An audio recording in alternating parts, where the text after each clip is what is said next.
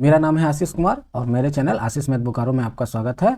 आज हम railway group D का प्रीवियस ईयर क्वेश्चन गणित का सारा करेंगे, जो कि 17 अगस्त 2022 फर्स्ट शिफ्ट का है। और हम इसी तरह प्रत्येक दिन ग्रुप डी का एक सेट का सॉल्यूशन लेके आएंगे जब तक ग्रुप डी का एग्जाम होने जाता है। तो बढ़ते हैं हम लोग सीधे क्वेश्चन की ओर।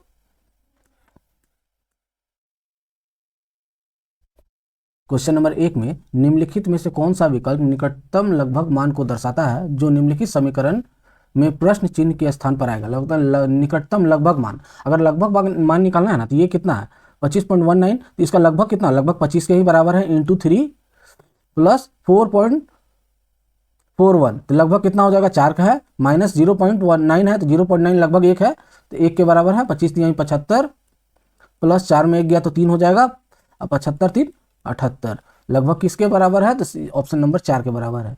लगभग मान इस तरह ही बना सकते हैं। बढ़ते हैं नेक्स्ट क्वेश्चन की ओर। क्वेश्चन नंबर 2, यदि किसी घन का एक फलक का परिमाण 24 सेंटीमीटर है तो उसका आयतन क्या होगा। पहले एक घन बना लेते हैं।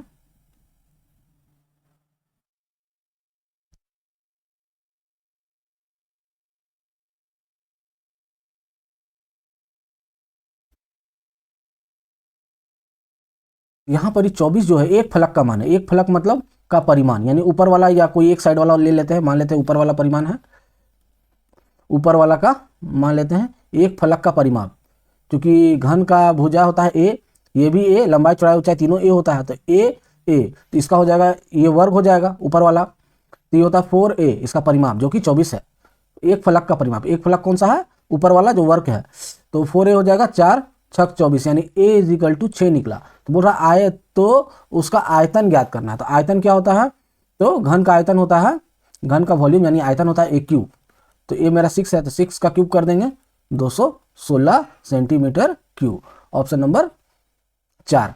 बढ़ते हैं नेक्स्ट क्वेश्चन की ओर। क्वेश्चन नंबर 3 में निम्नलिखित पाई चार्ट एक वैज्ञानिक कैलकुलेटर के निर्माण में किए गए व्यय के प्रतिशत विवरण को दर्शाता है। पाई चार्ट का अध्ययन कीजिए और उसके आधार पर पूछे गए प्रश्न का उत्तर दीजिए। तो बोल रहा है कि ये पाई चार्ट जो है ना, निम्नलिखित वैज्ञानिक कैलकुलेटर का निर्माण किया गया है। तो यह बोल रहा है, क्वेश्चन में देखते हैं।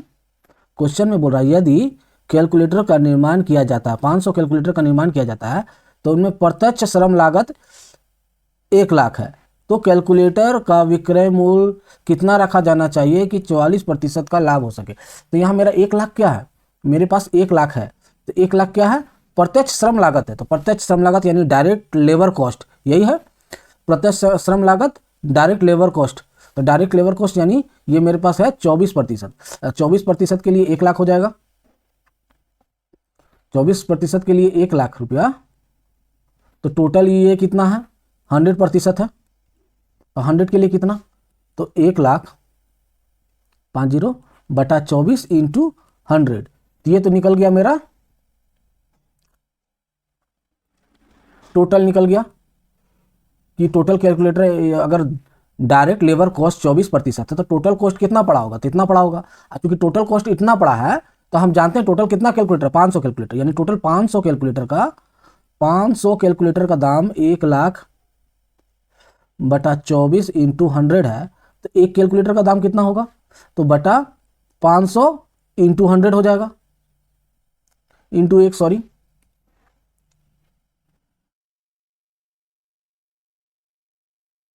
500 कैलकुलेटर का दाम 1 लाख बटा 24 इंटू 100 है, तो एक कैलकुलेटर का दाम कितना होगा, तो इसको हम कर सकते हैं 1 लाख इंटू 100 बटा 24 बटा 500 इंटू 1, तो एक कैलकुलेटर का दाम निकल जाएगा।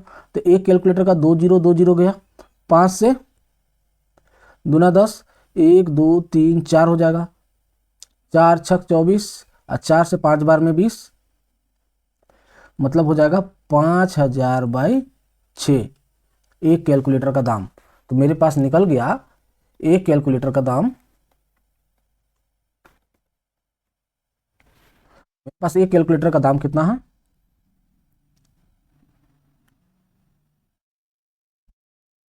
5000/6 एक कैलकुलेटर का दाम है। तो बोल रहा है कि इसको कितना पे बेचा जाए कैलकुलेटर को, 44% लाभ हो, तो 44% लाभ के लिए इसको 144% में बेचना होगा, यानी 144% यानी 144/100 इतना में बेचेंगे। तब जाके लाभ होगा। तो 0 0 गया, 6 दूनी 12, 6 चौके 24, ये हो जाएगा 50 इंटू 24, 24 25 होता है 120, 1200। तो एक कैलकुलेटर का दाम 1200 रुपये रखेंगे तो 44% का लाभ होगा, ऑप्शन नंबर 2। बढ़ते हैं नेक्स्ट क्वेश्चन की ओर।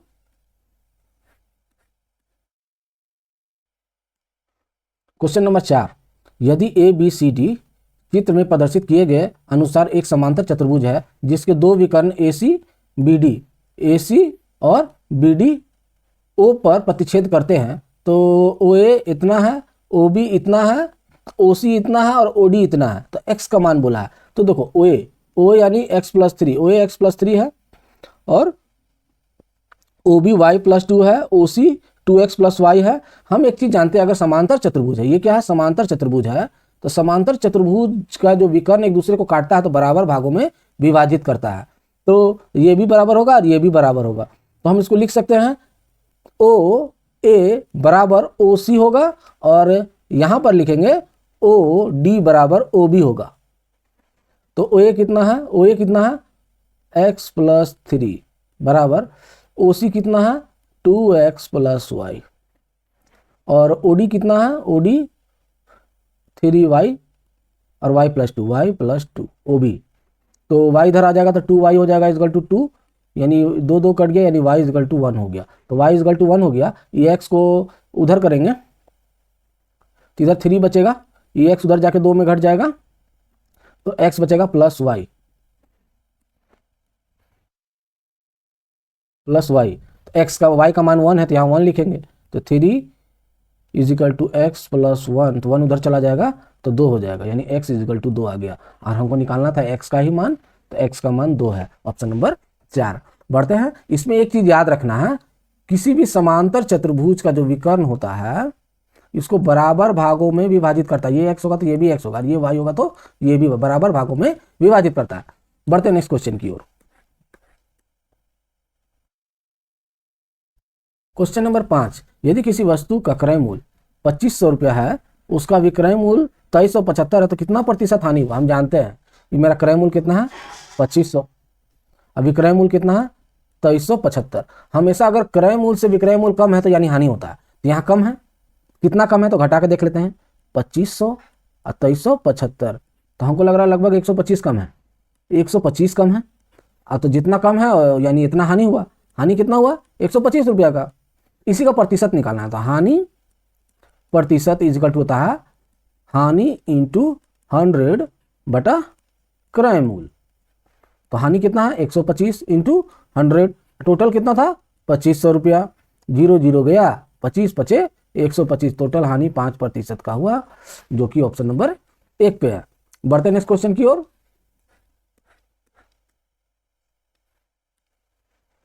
क्वेश्चन नंबर 6 में जॉन ने एक लैपटॉप उनके अंकित मूल्य पर 25% छूट पर खरीदा।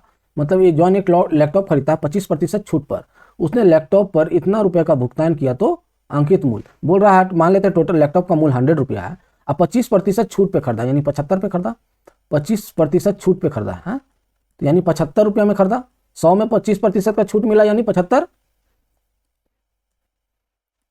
तो 75 पे खरीदा, तो लैपटॉप को के लिए उसको इतना भुगतान करना पड़ा, तो बोल रहा लैपटॉप के लिए 28,473 भुगतान किया, तो अंकित मूल्य, तो अगर खरीदा इतना में 75 पे और रुपया में 28,473, तो 75 के लिए 28,473 हो जाएगा, कहे कि प्रतिशत में इतना में खरीदा अरे, और टोटल अंकित मूल्य निकालना है, तो अंकित मूल्य कितना 100 माने थे, तो अंकित मूल्य 100 के लिए कितना 28,473 बटा 75 इंटू 100, तो अब इसको हम काटते हैं,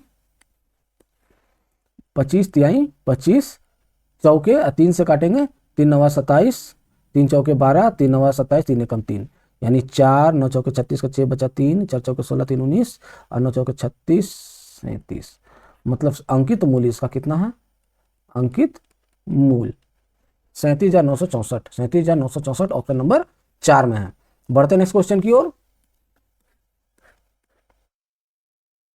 क्वेश्चन नंबर 7 में दो व्यक्ति की आयु का अंतर 30 वर्ष है, यदि 5 वर्ष पहले बड़े व्यक्ति की आयु छोटे व्यक्ति की आयु की 3 गुनी थी तो छोटे व्यक्ति की वर्तमान आयु पूछ रहा है। तो हम एक चीज देख रहे हैं, अंतर 30 वर्ष दिया। मान लो दो व्यक्ति है, ए है और बी है, और दोनों का अंतर कितना है? 30 वर्ष है। तो हम एक चीज बताते हैं, अगर ए और बी का अंतर 30 वर्ष है, अगर 5 वर्ष पहले ए और बी की आयु का 3 गुना है, यानी ये 3 हो जाएगा, ये 1 हो जाएगा, अनुपात तो निकल सकता है दोनों का।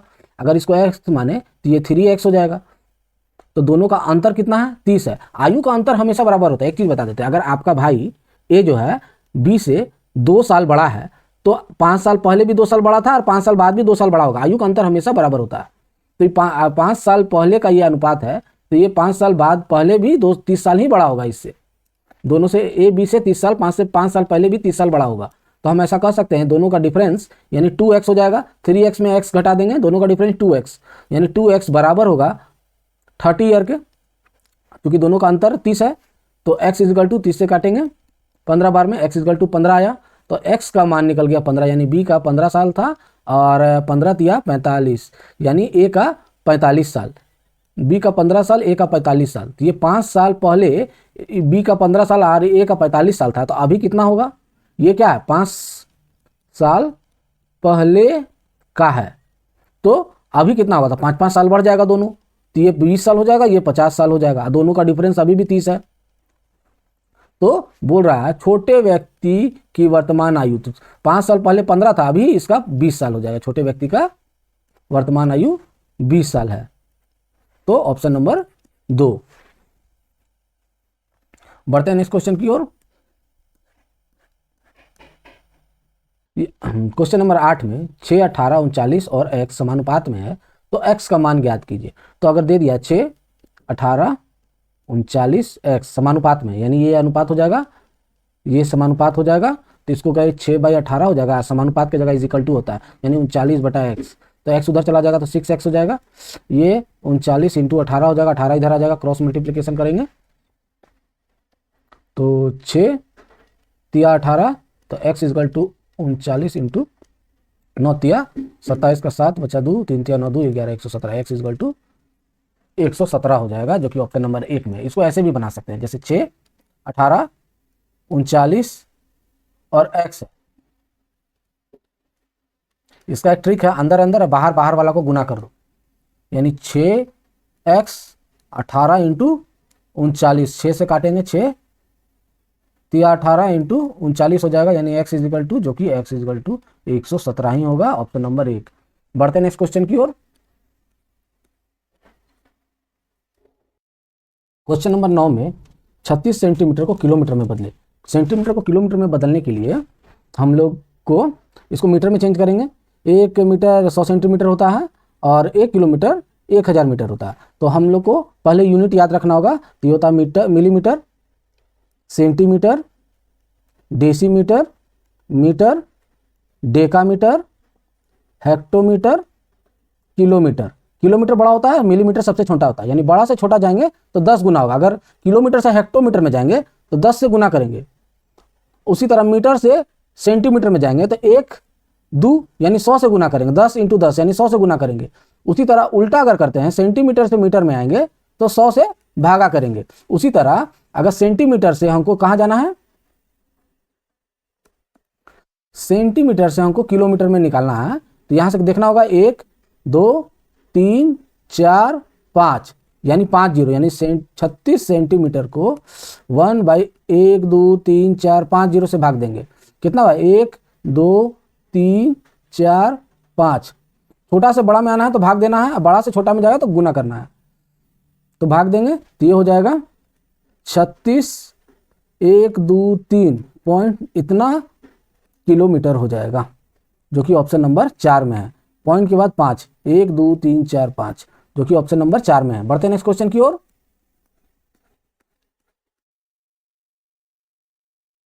क्वेश्चन नंबर 10, एक्स और वाई सोने और प्लेटिनम की 2 मिश्र धातु हैं, जो इन धातु को क्रमशः इतना 5:2 और 5:7 के अनुपात में मिलाकर तैयार की गई है। यदि हम इन मिश्र धातु को समान मात्रा को पिघलाकर तीसरा मिश्र धातु जेड बनाते हैं तो जेड में सोने की मात्रा क्या होगा? तो बोल रहा है एक्स और वाई 2 मिश्र धातु है, जिसमें सोना एस और प्लेटिनम पी का मात्रा है 1:5:2 है, एक में सोना और प्लेटिनम की मात्रा 5:7 है।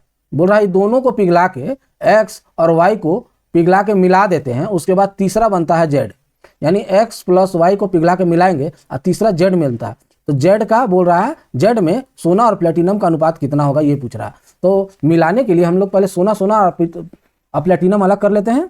तो 5 × 2 = 7 यानी 5/7 है सोना, टोटल 7 भाग में 5 भाग सोना है, उसी तरह 2 भाग प्लेटिनम है, 7 भाग में सोना, और ये सोना है ये प्लेटिनम है, उसी तरह इसमें भी 7 × 5 = 12 है, यानी 12 में से 5 भाग सोना है और 7 12। तो हम लोग क्या करेंगे, सोना सोना और प्लेटिनम को जोड़ देंगे। तो 5/7 + 5/12 ये क्या है, सोना है, इसको जोड़ेंगे 84, 7 से 12 बार में 12×5 = 60, अब 12 × 7 = 7×5 = 35, 95 हो जाएगा। और ये प्लेटिनम का 2/7 + 7/12, प्लेटिनम यहाँ 2/7 और 7/12 है, दोनों को जोड़ देंगे ये भी 84 हो जाएगा। 12 × 7 = 84, 7 से 12 दूनी 24, 7 × 7 = 49, 13 7 73। अब हमको बोल रहा है जेड में सोना और प्लेटिनम का अनुपात कितना होगा, तो अनुपात देखना है। तो ये है 95/84 सोना, और प्लेटिनम जो है 73/84 है। 84 गया यानी 95:73 यही अनुपात हो जाएगा, जो कि ऑप्शन नंबर 4 में है। बढ़ते नेक्स्ट क्वेश्चन की ओर।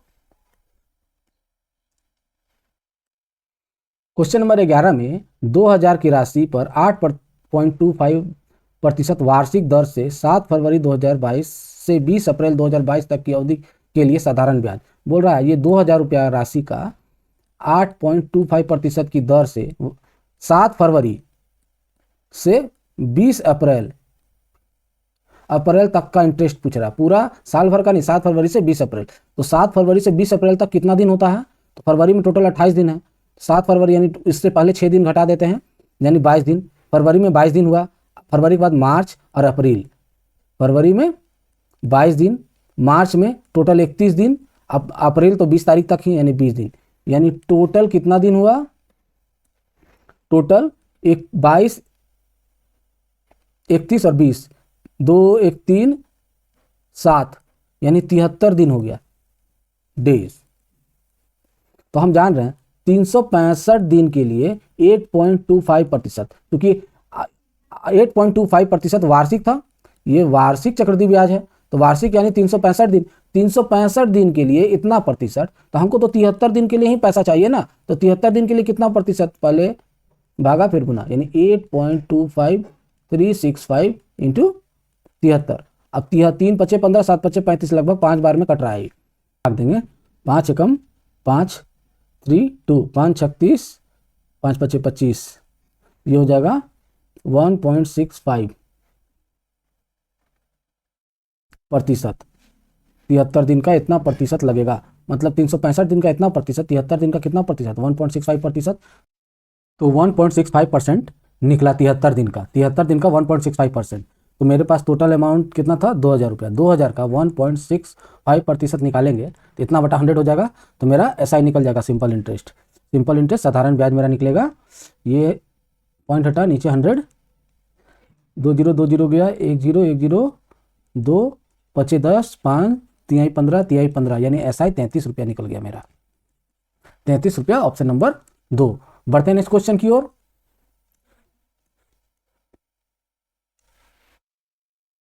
क्वेश्चन नंबर 12, क्वेश्चन नंबर 12, 20 महिला एक कार्य को 15 दिन में पूरा कर सकती हैं।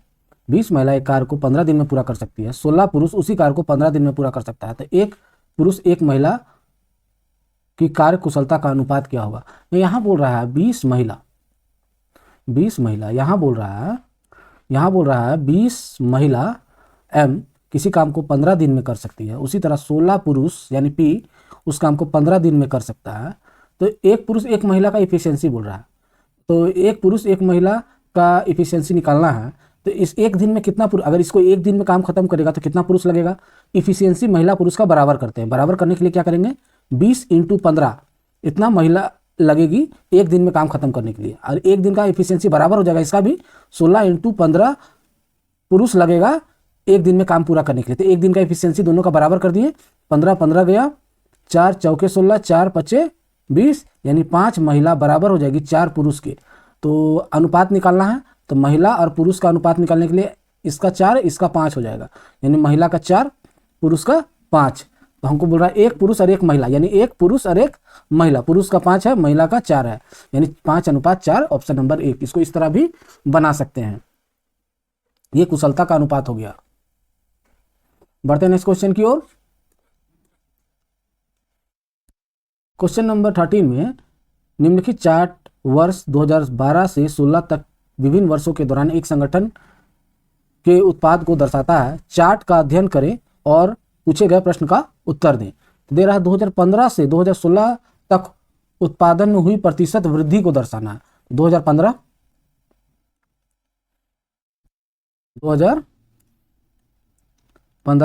और 2016 में हुए उत्पादन वृद्धि। तो 15 में कितना हुआ था, 12.6 और 16 में 18.9। कितना वृद्धि हुआ, 6.3 का वृद्धि हुआ। तो बोल रहा है हुआ प्रतिशत वृद्धि निकालना है, तो प्रतिशत निकालना है तो जितना वृद्धि हुआ उसी का प्रतिशत निकालते हैं। 6.3 का वृद्धि हुआ इंटू 100 बटा कितना में, पहले कितना था, इतना था, यानी 12.6 पहले इतना था और इतना में वृद्धि 6.3 का वृद्धि हुआ। पॉइंट गया, 63 दूना 126, 2 से 50% का वृद्धि हुआ। बोल रहा 50% का वृद्धि हुआ है, ऑप्शन नंबर 2। बढ़ते हैं नेक्स्ट क्वेश्चन की ओर। यहां क्वेश्चन नंबर 14 में दिया हुआ साइन को कॉट के पदों में व्यक्त किया जाए जहां थीटा एक न्यून कोण है। बोला साइन को कॉट के रूप में लिखना, यानी साइन थीटा को कॉट के पदों में व्यक्त करना। तो साइन थीटा को हम क्या लिख सकते हैं, साइन थीटा तो होता है √1 - cos स्क्वायर थीटा, इसको ऐसे लिख सकते हैं। अब कॉस, अब ये रूट हटेगा तो इधर स्क्वायर हो जाएगा, यानी sine square theta 1 + cos square theta. Cos इधर आ जाएगा, सॉरी माइनस होगा, तो sine square theta plus cos square theta equal to 1 हो जाएगा। अब इसको साइन से भागा करते हैं, साइन स्क्वायर थीटा दोनों तरफ साइन स्क्वायर से भागा करते हैं, तो साइन गया, कॉस बाई साइन होता है कॉट, यानी 1 + COT कॉट स्क्वायर थीटा हो जाएगा equal to 1 / sine square theta. Sine square से भाग दिए थे तो 1 / साइन स्क्वायर बचा। अब इसको पलट देंगे तो इतना बटा 1 है, तो साइन को पलटेंगे तो ये साइन स्क्वायर थीटा हो जाएगा, तो ये भी 1/1 + कॉट स्क्वायर थीटा हो जाएगा। स्क्वायर हटा तो रूट चढ़ जाएगा, तो यानी साइन स्क्वायर तो हट गया तो रूट चढ़ा, sine theta equal to 1/1 + COT cot square theta, cot square theta का रूट अंडर हो जाएगा, जो कि ऑप्शन नंबर 4 पे है। इसको साइन थीटा को बोल रहा है कॉट के पदों में व्यक्त कीजिए, तो साइन थीटा जो है 1/1 + कॉट स्क्वायर थीटा हो जाएगा, तो इसको कॉट के रूप में हम व्यक्त कर सकते हैं, जो कि ऑप्शन नंबर 4 में है। इसको एक ट्रिक से भी बना सकते थे, इसका एक ट्रिक भी है। अगर हम साइन का थीटा का कोई भी मान रखें, न्यून कोण है तो 0, 30, 60 कुछ भी रख सकते हैं। 0 नहीं रखते हैं क्योंकि कॉट में 0 का मान इन्फिनिटी हो जाता है, तो हम 30 या 60 रखते हैं। तो साइन 30 डिग्री 1/2, साइन 30 डिग्री 1/2 होता है। तो इसी तरह अगर हम इसका मान रखें 1/1 + कॉट 30 डिग्री होता है √3 का स्क्वायर,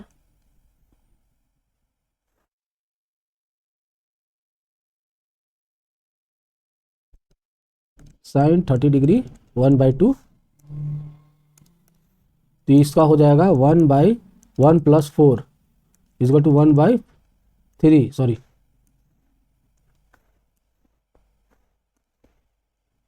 यानी 1/4 हो जाएगा इसका, यानी इसका 1/4 है, हमको आना चाहिए था कितना 1/2।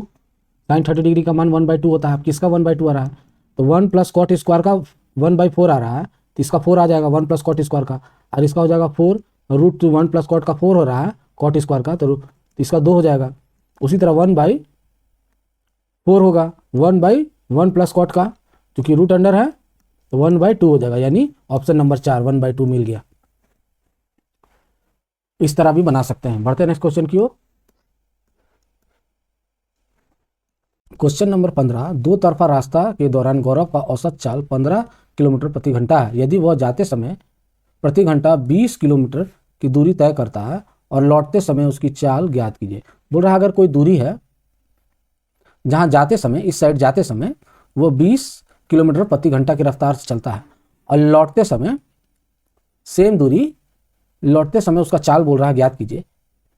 मान लेते हैं लौटते समय इसका चाल x है, और लौटते समय और इसका जाने आने दोनों का औसत चाल यानी एवरेज वेलोसिटी इसका कितना है 15 किलोमीटर प्रति घंटा है। तो औसत चाल यानी एवरेज वेलोसिटी का 2xy/x + y होता है, जहां x जाने का चाल हो गया है और y जो है आने वाला, y आने वाला। तो एवरेज वेलोसिटी हमको पता है 15, तो यहाँ 15 लिखेंगे, 2x, x यानी 20 × y, आने वाला तो नहीं पता है, यानी 20 + y, ये इधर चला जाएगा, तो 15 20 + y = 20 × 40 y हो जाएगा। तो 5 × 15 5 × 8 = 40, तो 3 से एक बार इसको, तो 20 × 3 = 60 + 3y = 8y, 3y इधर चला जाएगा, तो 3y 8y में घटेगा तो 5y बचेगा, यानी 60 5 से, यानी y = 12, 12 बार में y = 12 निकल गया, जो कि 12 किलोमीटर प्रति घंटा है, किलोमीटर प्रति घंटा। बढ़ते हैं नेक्स्ट क्वेश्चन की ओर।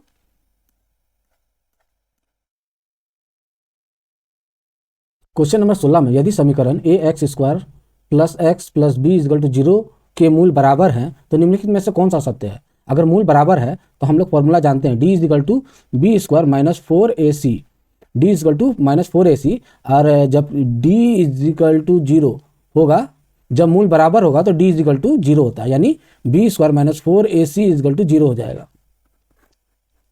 उसी तरह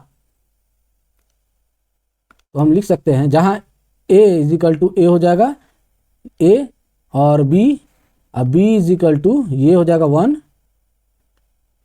और c = हो जाएगा b, तो b² - 4ac = 0 है, तो a कितना है, b कितना है 1, यानी 1 का स्क्वायर हो जाएगा, 4ac, a ही है और c b है, b = 0, यानी 1 = 4ab, तो ab = 4 इधर चला जाएगा तो 1/4 हो जाएगा, ab = 1/4, यहाँ ऑप्शन नंबर 1 में है।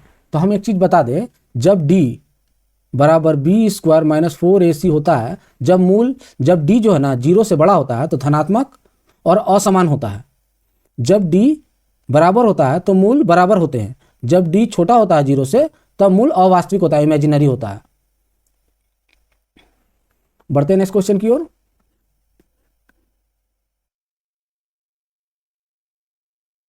क्वेश्चन नंबर 17 में यहाँ दिया हुआ है x + y + z = 11 है, तो इसको स्क्वायर कर देते हैं। इतना का मान 42 है, अरे इतना का मान बोला है निकालने, तो इसको स्क्वायर कर देते हैं। तो स्क्वायर करेंगे तो x² + y² + z² +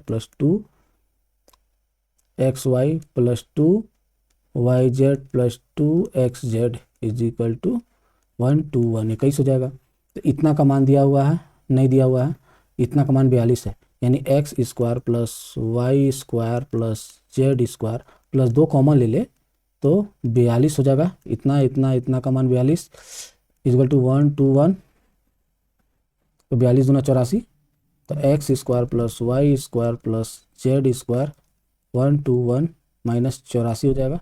42 दूना 84 उधर जाके माइनस हो जाएगा। 11 में 4 गया 7, और 11 में 8 3 11 37, यानी x² + y² + z² = 37 हो जाएगा, जो कि ऑप्शन नंबर 3 में है। बढ़ते हैं, यहाँ हम यूज़ किए a + b + c का होल स्क्वायर क्या होता है, a² + b² + c² + 2ab + 2bc + 2ca। यहाँ हम लोग इस फॉर्मूला का प्रयोग किए। बढ़ते हैं नेक्स्ट क्वेश्चन की ओर। यहाँ बोल रहा क्वेश्चन नंबर 18 में इनमें से कौन सा द्विघात समीकरण है। द्विघात समीकरण किसको कहते हैं? जहां A X square plus B X plus C is equal to 0 हो, इसको बोलते हैं हम लोग द्विघात समीकरण। क्योंकि A X square plus B X is equal to 0 इसमें निकल रहा है क्या, बी प्लस 2b यानी 3b minus √3 minus 32 is equal to 0। नहीं, ये द्विघात समीकरण नहीं बना रहा है। ऑप्शन ए जो है द्विघात समीकरण नहीं बना रहा। बी को देख लेते हैं। बी जो है x minus 4x square minus plus 5 plus √3x plus 8 is equal to 0। तो हम जानते हैं, तो x वाला को एक जगह करते हैं, x स्क्वायर है तो माइनस 4x स्क्वायर को एक जगह कर लिए, √3 प्लस √3x प्लस x, ये 8 5 13 प्लस 13 इज इक्वल टू 0। तो minus 4x square plus x common ले लेंगे तो √3 प्लस 1 हो जाएगा, x कॉमन ले लिए प्लस 13 इज इक्वल टू 0। हाँ, x स्क्वायर x और ABC यानी b जो है ये द्विघात समीकरण बना रहा है। बी द्विघात समीकरण बना रहा है। तो ऑप्शन नंबर बी द्विघात समीकरण बना रहा है। बढ़ते हैं नेक्स्ट क्वेश्चन की ओर। क्वेश्चन नंबर 19 में 0.6 प्लस यहाँ पर ही 0.9 हो जाएगा। 9 9 81 होता है, 81 का 9 और 2 पॉइंट का 1 पॉइंट रूट से निकल जाएगा, माइनस ये हो गया 12 का स्क्वायर होता है 144, तो 12 बाहर निकलेगा और 4 पॉइंट है तो 2 पॉइंट हो जाएगा, प्लस 0.4 भागा 0.5 ये हो जाएगा। तो 0.6 प्लस 0.9 माइनस एक बार इस पे चढ़ेगा 0.12 माइनस पॉइंट हट गया यानी 4/5 हो जाएगा। 9 6 15 यानी 1.5 माइनस 0.12, ये माइनस हो जाएगा 5 8 40 0.8, तो 1.5 माइनस 9 0.92 हो जाएगा। इसको जोड़ देंगे तो पॉइंट के बाद 0 2 8 और 1 9 92 हो जाएगा। ये हो जाएगा 0, इसको दे देंगे तो ये हो जाएगा 10 में 2 गया 8 बचेगा, और 14 में 9 गया तो 5 बचेगा पॉइंट, ये हो जाएगा 0.58 जो कि ऑप्शन नंबर 1 पे है। बढ़ते हैं नेक्स्ट क्वेश्चन की ओर। थोड़ा ज़्यादा को कंफ्यूज किया है ये। क्वेश्चन नंबर 20 में दो संख्याओं का योग 430 है, उसका महत्तम यानी HCF जो है 43 है, तो निम्नलिखित में से कौन सा सही युग्म है। तो बोल रहा है उसका योग मान लेते हैं, वो संख्या जो है जिसका HCF 43 है और दोनों संख्या का जो सहभाज्य संख्या है, भाज्य संख्या जो है A और B है, सहभाज्य संख्या A B है, तो दोनों संख्या कितना हो जाएगा, यानी 43A और 43B हो जाएगा दोनों संख्या। HCF को जैसे कोई दो संख्या का सहभाज्य संख्या AB है तो इसको गुना करेंगे यानी 43A और 43B, तो दोनों संख्या निकल जाता है। अब जब दोनों संख्याओं का योग दिया हुआ है 430, तो 43 कॉमन ले लेंगे तो A plus B is equal to 430 है, 43 10 बार में यानी A plus B is equal to 10 है, A plus B is equal to 10 है। तो इसमें बोल रहा है कि ऐसे कितने सही युग्म होंगे, तो कितना युग्म बन सकता है, 1 और 9 बनेगा पहला युग्म, A और B 1 9 हो सकता है, 2 8 ऐसा संख्या लेना है जो सहभाज्य संख्या हो जिसका मौसा 1 होता है। सहभाज्य संख्या उसको बोलते हैं जिसका मौसा 1 होता है, यानी 2 8 नहीं ले सकते हैं, 3 7 ले सकते हैं, 3 7 3 4 4 6 भी नहीं ले सकते हैं, 5 5 भी नहीं ले सकते, यानी ऐसे दो संख्या बनेगा जिसका मौसा इतना है 43 है और योग 430 है।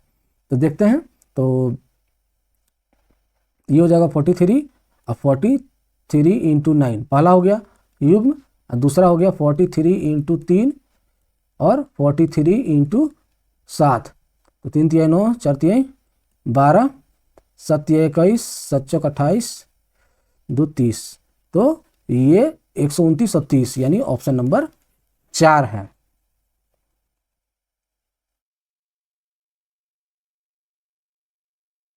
और 129 और 30 ऑप्शन में है, 43 और इतना नहीं है।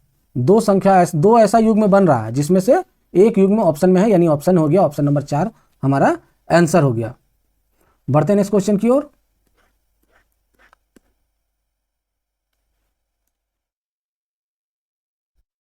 क्वेश्चन नंबर 21 में त्रिभुज ए बी सी में यदि ए 40 डिग्री बी 70 डिग्री है, ए बहिष्कोण ए का माप क्या होगा? तो हम देख लेते हैं, एक त्रिभुज बना लेते हैं।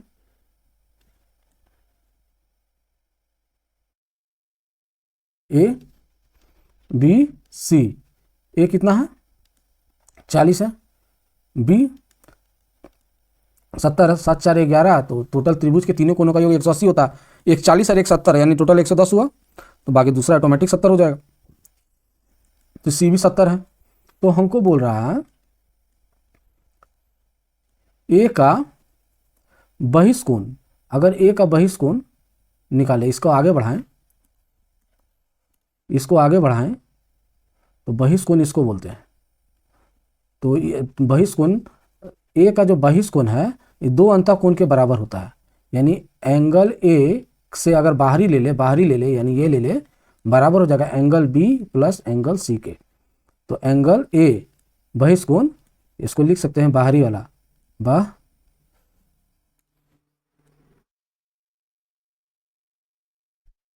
बाहरी कोण ए का दो अंतःकोण के बराबर होता है, यानी 70 + 70, तो angle A is equal to 140 हो जाएगा, जो कि ऑप्शन नंबर 3 में। इसको ऐसे भी बना सकते हैं, दो आसन कोणों का योग, यानी दो आसन कोणों का योग, अगर एक 40 है तो दूसरा कितना होगा, यानी टोटल 180 है, 40 घट जाएगा तो 40 बचेगा, यानी ये पूरा 180 का होगा, 180 होगा, उसमें 40 घटा देंगे तो 140 निकल जाएगा। इसको ऐसे भी बना सकते हैं। बढ़ते हैं नेक्स्ट क्वेश्चन की ओर। क्वेश्चन नंबर 22 में श्रीनिवास ने हाल ही में अपने से 4 वर्ष छोटी लड़की से शादी की और 5 वर्षों बाद उनकी औसत आयु 33 वर्ष होगी, तो लड़की की वर्तमान आयु क्या होगा? बोल रहा हाल ही में अपना से छोटा लड़की शादी की, मान लो श्रीनिवास का एस है, तो लड़की का श्रीनिवास और लड़की गर्ल ए है और बी है, तो बोल रहा है 4 वर्ष छोटी है, ए माइनस बी 4 वर्ष हो जाएगा, 4 वर्ष का अंतर है दोनों के बीच। अब बोल रहा है दोनों का औसत आयु 33 है, तो औसत क्या होता है, दोनों आयु का औसत इज इक्वल टू 5 वर्ष बाद, 5 ईयर बाद दोनों का औसत आयु, यानी दोनों का ए प्लस बी दोनों का औसत आयु कितना है 33 है, तो योग कितना होगा, यानी दोनों का औसत आयु 33 है, तो योग कितना होगा, योग 33 × 2 हो जाएगा, यानी औसत इज इक्वल टू होता है, औसत इज इक्वल टू राशियों का योग बटा राशियों की संख्या। तो योग निकालना है तो क्या करेंगे, औसत को संख्या से गुना कर देंगे, तो औसत 33 है और दो संख्या है, तो औसत इंटू है, तो यह 33 दूना 66 हो जाएगा इसका योग। तो हम जानते हैं ए प्लस बी कितना हो गया, 66 हो गया, और ए माइनस बी हमको पहले से पता है, दोनों का आयु का अंतर 4 है, और 5 साल बाद उनका योग कितना है 66 है, तो 5 साल बाद उनका योग 66 है, और अभी ये इसका अंतर 4 वर्ष है। अंतर हमेशा बराबर होता है, 5 साल पहले अगर दो लोगों के बीच का आयु का अंतर 4 वर्ष है तो 4 साल बाद भी 4 वर्ष ही अंतर होगा, अंतर हमेशा बराबर होता है। तो ए बी बिगड़ गया जोड़ने पर, तो 2a इज इक्वल टू 66 70 हो जाएगा, यानी 35, ए इज इक्वल टू 35 और बी इज इक्वल टू घटा देंगे, 35 घटाएंगे 1 3 31 हो जाएगा। तो हम जान रहे हैं श्रीनिवास और जो लड़की का आयु है, एक का 35 है और एक का 31 है, ये है 5 साल बाद का है, तो अभी कितना है, तो बोला लड़की का अभी कितना होगा, 5 साल बाद 31 है तो अभी 26 साल हो जाएगा, 5 घट जाएगा, तो ये लड़की का 26 हो गया। बढ़ते हैं नेक्स्ट क्वेश्चन की तरफ।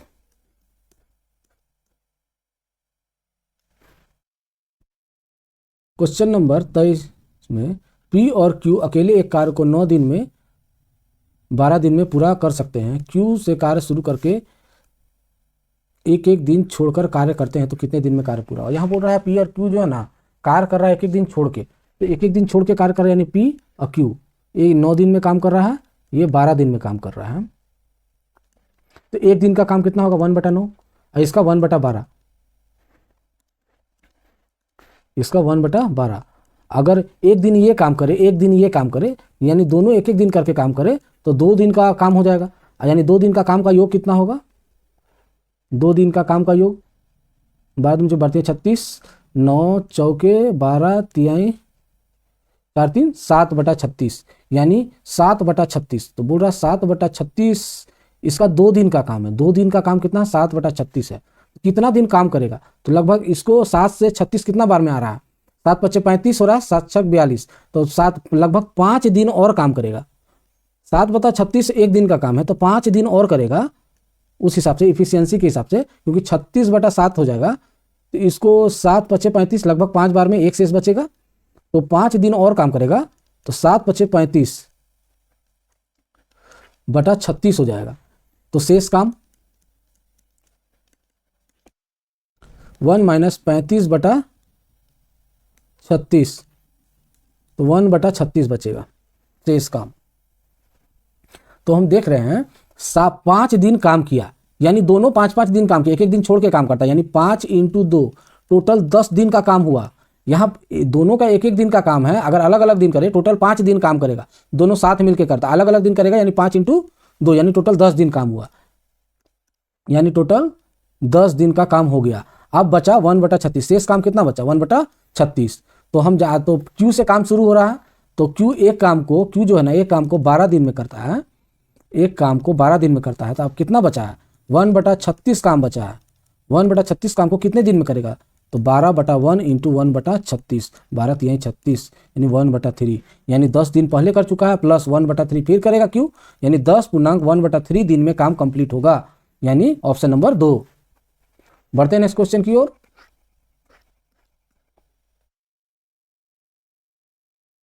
क्वेश्चन नंबर 24 में 2 मीटर भुजा वाले घनाकार पाइप की टंकी में 3.5 सेंटीमीटर त्रिज्या वाले वृत्ताकार इनलेट है। यदि पानी के प्रवाह की गति 2 मीटर प्रति सेकंड है, तो टंकी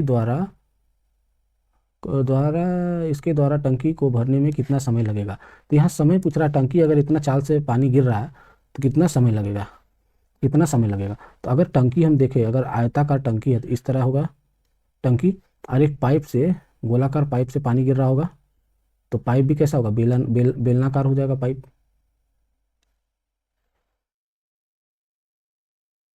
पाइप भी हो जाएगा बेलनाकार पाइप हो जाएगा, जिससे पानी गिर रहा है, टंकी है। तो इसके द्वारा भरा गया पानी पाइप द्वारा बराबर होगा, जिसका पूरा पानी भरने के बाद इसका जो आयतन होगा, तो इसका अगर भुजा ए माने तो इसका आयतन होता है AQ, = AQ, और बेलन का आयतन होता है πr²h। तो इसके द्वारा भरा गया जो पानी है, इसमें पानी भरा है, ये आयतन दोनों का बराबर होगा, यानी AQ बराबर होगा πr² के, क्योंकि जितना आयतन इसका पानी भरा उतना इस पाइप से पानी भरा होगा। मतलब इसका जो 3.5 सेंटीमीटर का इसका जो त्रिज्या है, अब पानी भर रहा है किस स्पीड में, 2 मीटर प्रति सेकंड की स्पीड से भर रहा है। तो इसका आयतन के बराबर है, तो हम क्या करेंगे, इसका आयतन कितना है, तो 2 मीटर इसका भुजा दिया हुआ है, भुजा = 2, तो इसका AQ हो जाएगा, यानी 2 का Q हो जाएगा, और πr² यानी 22/7 × r। r कितना है मेरा, टंकी 3.5 है, तो 3.5 बटा ये सेंटीमीटर में, इसको भी मीटर में चेंज कर देंगे, तो 100 से भाग देना होगा, तो इसको स्क्वायर करेंगे × h। h मेरा क्या होगा, h जो है ना ये दूरी होगा, h क्या होगा, दूरी होगा, और दूरी = हम लिखते हैं, h मेरा हो जाएगा दूरी, दूरी क्या है मेरा h, दूरी बोलो h, ऊंचाई बोलो या लंबाई बोलो, दूरी = होता है चाल × समय। दूरी = चाल मेरा 2 मीटर प्रति सेकंड है, समय कितना लग रहा है नहीं पता, यही समय कितना समय लगेगा यही निकालने बोला है, यही मेरा h हो गया। तो हम जानते हैं 2 का Q 8 बराबर 22/7 × 3.5 है, तो 35 का ये 3.5 बटा नीचे 100, अगर पॉइंट हटेगा तो 110 आएगा, इसका स्क्वायर होगा × h की जगह पे लिखेंगे 2 × t, तो 5 दूनी 10, 5 सते 35, तो हम इसको लिख सकते हैं 8 इजिकल टू 22/7, यही ऊपर हो जाएगा 7 का स्क्वायर हो जाएगा इंटू 49, और ये नीचे 2 इंटू 100 यानी 200 का स्क्वायर यानी 200 इंटू 200 हो जाएगा इंटू 2 इंटू टी हो जाएगा। इतना हो जाएगा 7 7 49, 7 एकम 7, यहाँ 7 बचा, और 2 से 100 बार में, 2 से फिर 11 बार में कटेगा, फिर ये 2 से 100 बार में, तो हम यहाँ बचेगा 8, इधर बचेगा 8, और इंटू 100 जो इधर नीचे उधर चला जाएगा यानी 100 100, 100 100 10,000 हो जाएगा, बटा इधर 11 बचा और 7 बचा into 7 equal to T, 11 7 into T. अब हम जानते हैं कि टी इजिकल टू 8 पे 1 2 3 4 हो जाएगा, यहाँ पर ही 8 पे 1 2 3 4, टी इजिकल टू इतना बटा 77। तो यहाँ पर ही हमको दिया हुआ था चाल जो है ना 2 मीटर प्रति सेकंड, यानी यहाँ टी जो है ना सेकंड में है, टी जो है ना सेकंड में है, तो इसको आंसर तो मिनट में है, तो मिनट में चेंज करने के लिए इसको 60 से भागा देंगे। 1 0 1 0 गया, 2 तिहाई और 2 से 4000, तो 7 21 7 21 2 23, इतना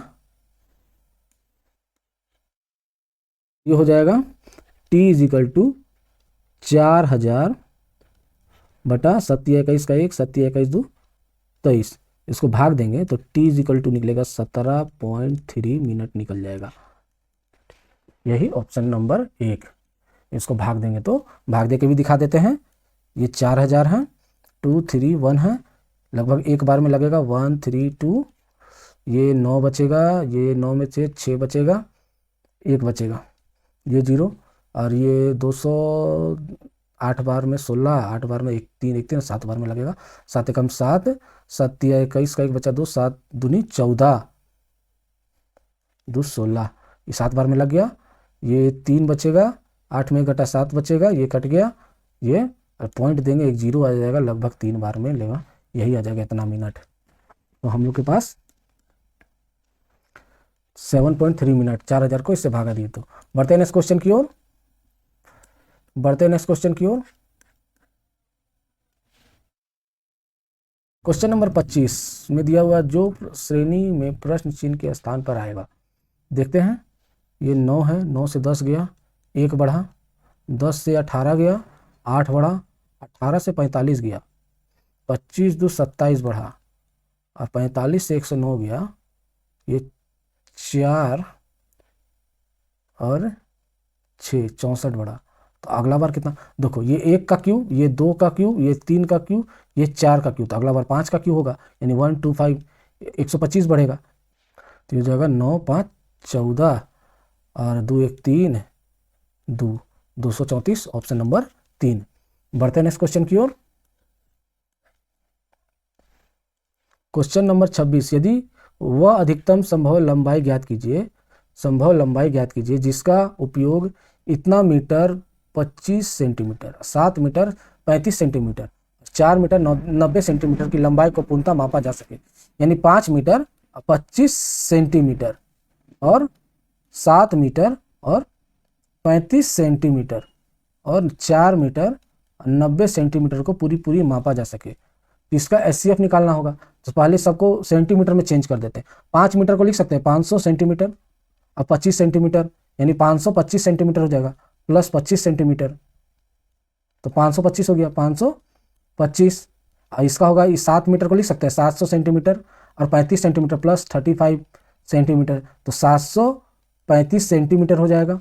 ये 400 और ये 4 मीटर को 400 सेंटीमीटर लिखेंगे, कि 1 मीटर बराबर होता है 100 सेंटीमीटर, और प्लस 90 सेंटीमीटर हो जाएगा 490 सेंटीमीटर। अब हमको क्या करना है, इसका एचसीएफ निकालेंगे, तो 735 हो जाएगा, इसको भाग देंगे 5 2 5 से,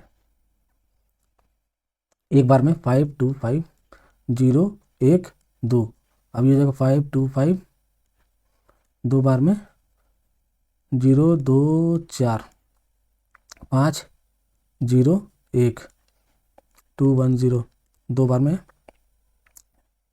210 कट गया।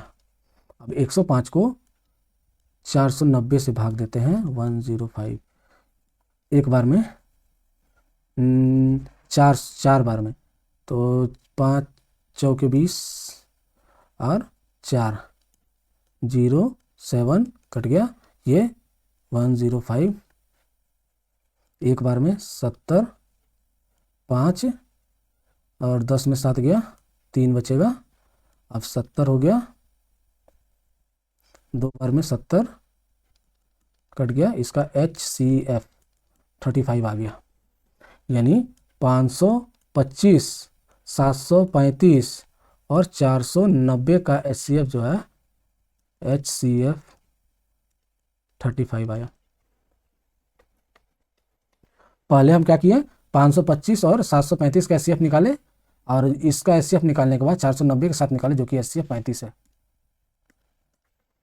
HCF 35 है, इसका ऑप्शन हो जाएगा। बढ़ते हैं नेक्स्ट क्वेश्चन की ओर।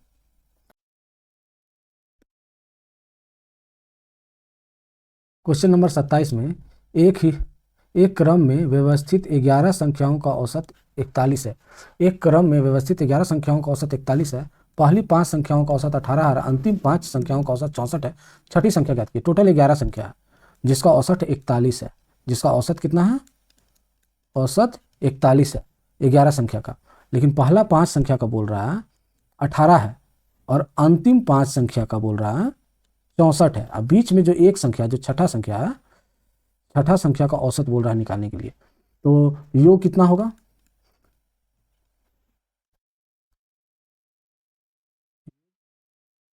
तो 41 इंटू 11 हो जाएगा, जो कि 1 5 4। तो योग इतना हो गया।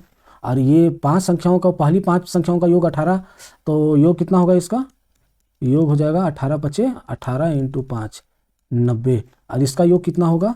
अंतिम 5 का जो 64 है औसत, इसका योग हो जाएगा 64 इंटू 5। 5 चौके 20, 5 चौके 20, 5 36 32, 320 हो जाएगा इसका योग। इसका 90, इसका योग। तो टोटल योग 451, और इसका प्रथम 5 और अंतिम 5, यानी टोटल 10 संख्याओं का योग हो जाएगा 90 प्लस 320। तो ये हो जाएगा 0 9 2 11 का 1 बचा 1 410। तो 410 हो जाएगा। तो 11 संख्याओं का योग इतना है, बाकी 10 संख्या का योग 410 है। तो 1 और 4, यानी एक संख्या बच गया। एक संख्या जो छठा संख्या था उसका योग हो जाएगा 41, यानी छठा संख्या का योग बोला, छठी संख्या का योग 41 हो जाएगा। ये छठी संख्या का योग 41 हो जाएगा। जो छठा संख्या बीच वाला है 41 बचा, क्योंकि 11 संख्याओं का योग 451 है। 10 संख्या यानी छठी संख्या को छोड़ के 10 संख्या का योग 410 हो जाएगा। तो 41 निकला छठी संख्या का योग। बढ़ते हैं नेक्स्ट क्वेश्चन की ओर। तो इसमें दिया हुआ है इतना डिवाइडेड बाई इतना। 27 को 0 से गुना करेंगे 0 हो जाएगा। 3 9 27, 9 माइनस 0 प्लस 1, यानी कि 10 हो जाएगा इसका आंसर। बढ़ते हैं नेक्स्ट क्वेश्चन की ओर। क्वेश्चन नंबर 29 में एक वर्ष पूर्व साकेत तिलक की आयु का अनुपात इतना है, 5:6 था। 4 वर्ष बाद उनकी आयु का अनुपात इतना है। तो वर्तमान आयु ज्ञात कीजिए। बोल रहा साकेत S और तिलक T का अनुपात कितना है? 5:6 है। ये अनुपात 1 वर्ष पूर्व का है, 1 वर्ष पूर्व। और अभी जो 6:7 जो है, ये है 4 वर्ष बाद का, 4 वर्ष बाद का। यानी ये अनुपात में डिफरेंस कितना हो जाएगा? 5 वर्ष का डिफरेंस हो जाएगा। ये 1 साल पहले का है, ये 4 साल बाद का है, यानी इसमें 1 साल पहले या 4 साल बाद, यानी 5 साल का डिफरेंस हो जाएगा। तो हम लोग जानते हैं ना, एज के फॉर्मूला से AB होता है और CD होता है, और डिफरेंस दोनों अनुपात का X होता है। तो C माइनस D करेंगे, और AD minus BC into A निकालो या B निकालो। जिसका A निकालना है तो A रखेंगे यहाँ पर, और B निकालना है तो B रखेंगे यहाँ पर। तो इस फॉर्मूला का प्रयोग करेंगे। तो अब यहाँ करेंगे 6 माइनस 7 इंटू 5, 7 × 5 = 35 माइनस 6 × 36, इंटू निकालना किसका है, साकेत का। साकेत कितना है, 5 है, इसको 5 रखेंगे। और यहाँ प्लस माइनस को इग्नोर करते हैं, इसमें डिफरेंस कितना है, 1, इंटू -1 नहीं लिखेंगे, 5। 36 और 35 में 1 का डिफरेंस है, इंटू 5, 5 × 5 = 25। यानी साकेत का 1 वर्ष पूर्व 25 वर्ष था, तो 1 वर्ष बाद कितना हो जाएगा, +1 जोड़ देंगे तो 26 साल हो जाएगा। साकेत का 26 साल था, चूंकि ये अनुपात 1 वर्ष पहले का है तो 26 साल हो जाएगा। इसको एक तरह और से बना सकते हैं, इसमें साकेत और तिलक 5:6 है, अनुपात 1 वर्ष पहले का है, 1 ईयर पहले, और साकेत और तिलक का 6:7 है, ये 4 वर्ष बाद का है। दोनों अनुपात का डिफरेंस 1 वर्ष पहले 4 वर्ष बाद, यानी 5 ईयर का डिफरेंस है, 5 साल का डिफरेंस है। तो हम इसको अगर 5x और 6x मान ले, 5x और 6x और दोनों में 5-5 साल जोड़ दे तो अनुपात बराबर हो जाएगा 6/7 के। तो ये इधर चला जाएगा और ये इधर क्रॉस मल्टीप्लिकेशन करेंगे, 7 × 5 = 7 × 5x + 5 6, 6x + 5, 7 × 5 = 35, 35x + 35 36 = 6 × 36x + 6 × 5 = 30। ये 35 उधर चला जाएगा तो x बचेगा, 30 इधर जाएगा तो 5 बचेगा, 35 में 30 घटेगा, इधर आके घट जाएगा तो 5 बचेगा। ये 36 में इधर आके 35 आके घटेगा x, यानी x = 5 हो गया। x = 5 निकला है, तो हमको पता है ना ये 5x है, साकेत कितना है 5x, हमको निकालना किसका, साकेत का वर्तमान आयु। तो साकेत का 1 वर्ष पहले 5x है, यानी 5 × 5 25 साल, 25 साल निकला साकेत का 1 वर्ष पहले। 1 वर्ष बाद तो 1 और जोड़ देंगे, यानी 26 साल हो जाएगा, जो कि ऑप्शन नंबर 4 में। बढ़ते हैं नेक्स्ट क्वेश्चन की ओर। क्वेश्चन नंबर 30 में संख्या का चयन जो निम्नलिखित श्रेणी में प्रश्न चिन्ह के स्थान पर है। ये 1 का डिफरेंस है, ये 8 का डिफरेंस है, 27 का, ये 64 का। ये वाला क्वेश्चन पहले लग रहा बनाए हैं, दोबारा आ गया, चलिए फिर से कोई बात नहीं। ये 1 का क्यूब है, ये 2 का क्यूब है, ये 3 का क्यूब है, ये 4 का क्यूब है, तो अगला 5 का क्यूब होगा, यानी 1 2 5, तो 9 5 14 बचा 1 और 3 2, यानी 234, 234 हो गया ऑप्शन नंबर 3। ये था लास्ट क्वेश्चन। आप इसी तरह मेरे साथ जुड़े रहें। मेरा नाम है आशीष कुमार और हम ग्रुप डी एनटीपीसी दोनों का सेट लेके आते हैं और डेली एक सेट को अपलोड करते हैं। मेरे साथ जुड़े रहें। मेरा नाम है आशीष कुमार और मेरे टेलीग्राम चैनल को भी आप ज्वाइन कर सकते हैं फर्दर अपडेट के लिए। धन्यवाद।